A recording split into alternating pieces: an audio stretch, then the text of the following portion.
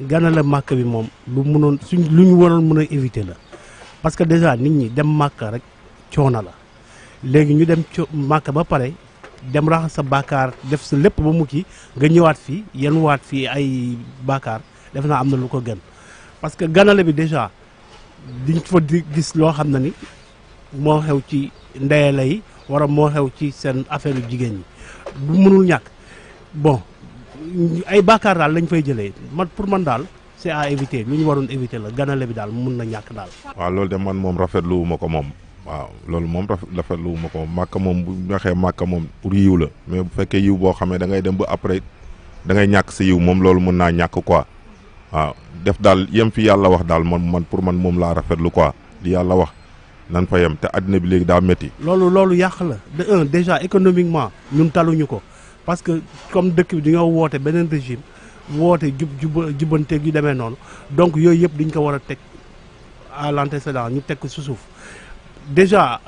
comme li nga wax léegi folklore bi mooy tëggkat yi nañ fa ñëw muy tabala yeeg ainsi de suite yooyu te loolu su boobaa loolu dañuy dugal ci beneen affaire boo xam ne ni lu mën a ñàkk la parce que déjà nit ñi dañuy dem màkk ba ñëw doo xam ne sax dem nañu ñëw ñu ci bari noonu la ñuy def te nag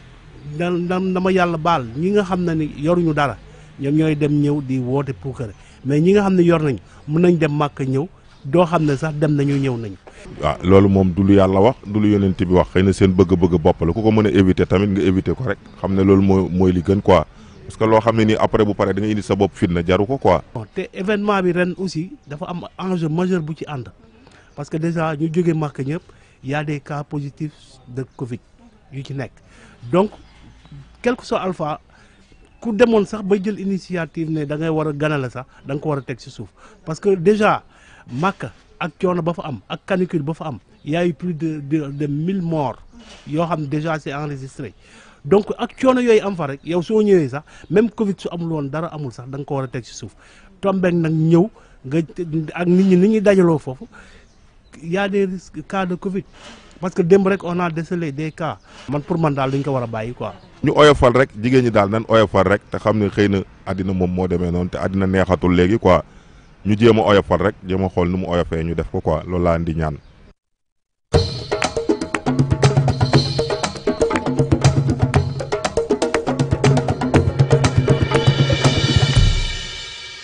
jërëjëf kooku si Souleymane ñu ngi lay jaajëfal bu baax ba tax na rek déglu ngeen élément bi yéen ñu nekk ci plateau bi Mame Diarra loo ci gis. comme ni ñu koy waxtaanee rek mu di ganale buñ ne ganale nag ne gan gu fi bàyyeekoo woon.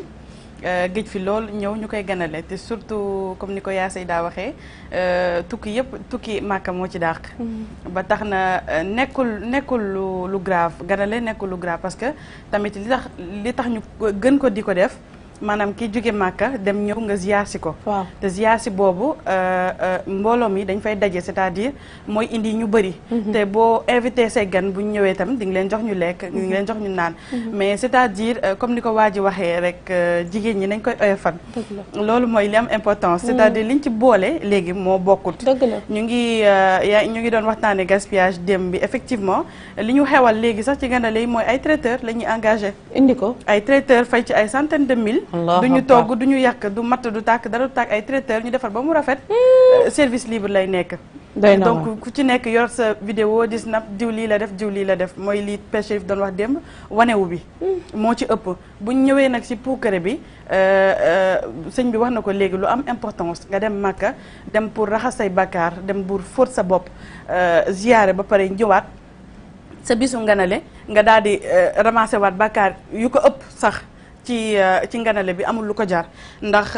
liñ ciy def yëpp maanaam lépp beek def lu ñu mënul beek puukare beek am na ci ñoo xam ni mosuma gis ku jóge Màkka ñëw ñu koy nganale ñuy tëgg ay bongo ak ay sabar loolu lañ ci xewal en fait ku nekk ci réseaux sociaux yi gis nga li fi xew da ngay gis ku jóge Màkka ñëw di nganale bongo yi di way fii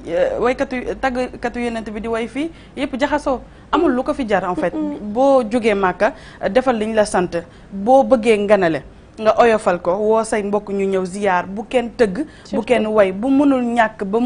nga woo waykatu taggkatu yonent bi sallallahu alayhi wa sallam ñu ñëw wayal la jàngal la alxuraan wàcce la kaamil loolu daal la Soxna Aïda mooy li am importance waaye bu ñu nee folklore gis naa ci kuy bërki démb laa daj ci benn vidéo koo xam ni moom moo jóge Màkka sët bi offrir ko bàgg jamaa ñu koy médiatiser ñëpp di xool ni bàgg jamaa la ko offrir nangam ak nangam gisuma ci importance en fait ku jóge Màkka dem ziyaar ñëw nga war ko ziyaar ñuy defalante ay teranga comme ñun jigéen ñi lu ñu dugg rek mu ëpp soxna Aïda ñoo ci yokk yoo xam ni te am na ci tamit loo xam ni man leeru sama bopp te lu ma metti la ndawtalante gi ci nit kuy aji Màkka c'est-à-dire ngay dem yow mi tàggoo apparemment dañ lay jox yóbbal daa am loo xam ne dañ koy yëkkati jox la ko nga dem léegi boo demee yow foog nga am loo indaale am loo ci teg pour delloo comme li ñuy def rek ndawtali ci xew yeeg ci mariage donc mën naa ñàkk lu am rek ñu soppi ko ci suñuy façon ak suñuy bëgg-bëgg mën naa ñàkk soxna Aïda ñu xoolaat li ci diine gi santaane surtout mën nañoo fowee lu ne ba mu des aji Màkka ñëw di def leneen folklore surtout jërëjëf soxna Diarra si kii bi Mohamed ma bàyyi la nga nuyoo Chérif ak may def si neen ma bàyyi la nga nuyoo sama xarit la nag sama xarit la def si bàyyi